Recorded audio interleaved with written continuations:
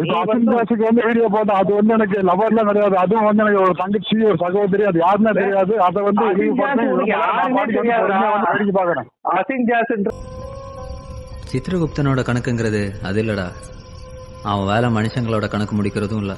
ஒருத்தன் பிறந்ததுலேருந்து சாகுற வரைக்கும் எந்த மாதிரி வாழ்க்கை வாழ்ந்தாங்கிறது வச்சுதான் அவன் சந்ததி செத்தவனோட நல்லது கெட்டது எல்லாத்தையும் தூக்கி சுமக்க வேண்டியிருக்கும். அவன் சந்ததி நல்லதை சுமக்க போகுதா இல்ல கெட்டதை சுமக்க போகுதாங்கிறது தான் அந்த கணக்கு.